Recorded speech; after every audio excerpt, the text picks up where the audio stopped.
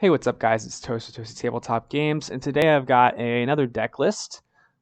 This one is pretty much just birds.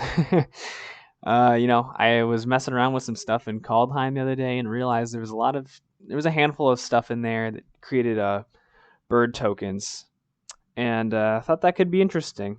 Uh, Same is true with a handful of other newer sets, like Crimson Vow doesn't really necessarily make bird tokens, but it has some stuff for birds and whatnot.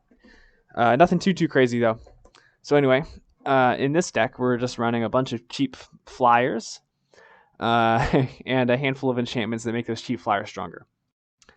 The win con in this deck here pretty much is Pride of the Clouds, right? So Pride of the Clouds can create 1/1 bird tokens for 2 generic, 1 white, 1 blue. And he gains 1/1 for each other creature with flying on the battlefield, which can get out of hand particularly quickly.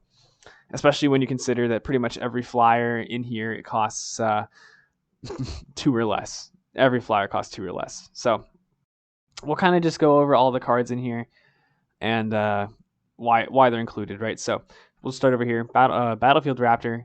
I don't think I need to say too much more. It's a 1/2 for 1 with flying for a strike. Pretty solid for a common. We've got Healer's Hawk. Healer's Hawk is 1/1 for 1 flying lifelink. Again, I don't think I need to explain why it's in there. It's just great.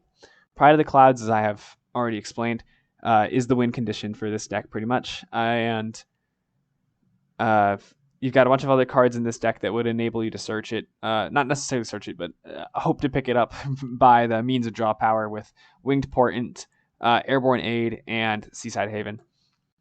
Next, we've got Sage Owl. Sage Owl enters the battlefield, and you can look at the top 4 cards of your library and then put them back in any order. So, slightly better than a Scry, pretty much.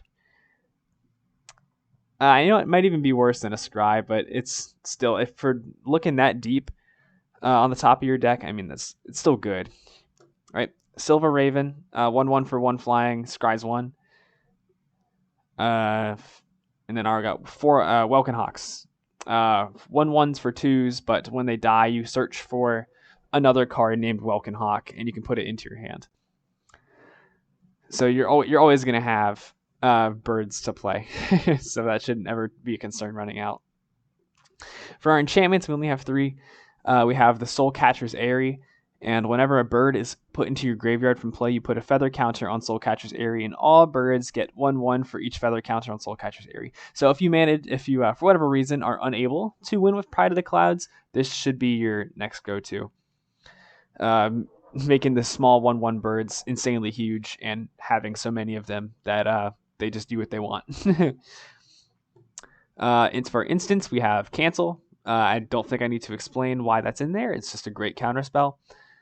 And then we have 3 Winged Portents, which we are not going to be playing for the cleave cost because that's unnecessary. Everything in our deck has flying, so it is a draw cards for each creature with flying we control for 3, which should be at least a handful. We got a bunch of basic lands, not too easy, but the thing here we have is our Seaside Haven. We'll just tap for 1 colorless, and we can pay 1 white, 1 blue to put a bird into the graveyard and draw a card.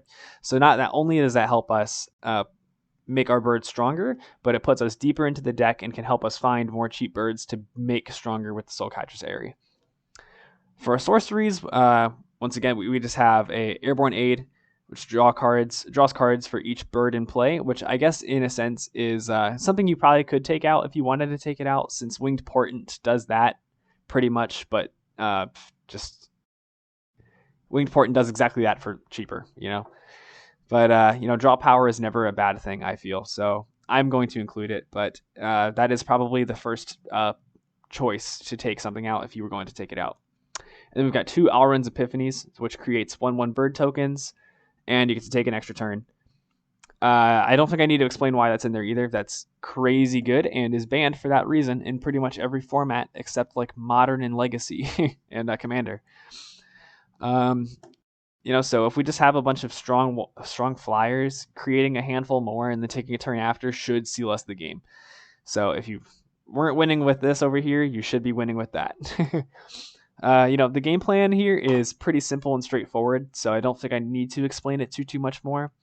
But yeah, I mean that's kind of it. It's a pretty simple deck. Everything.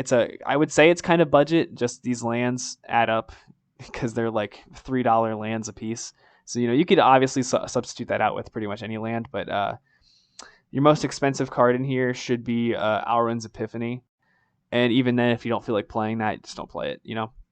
It's up for your interpretation.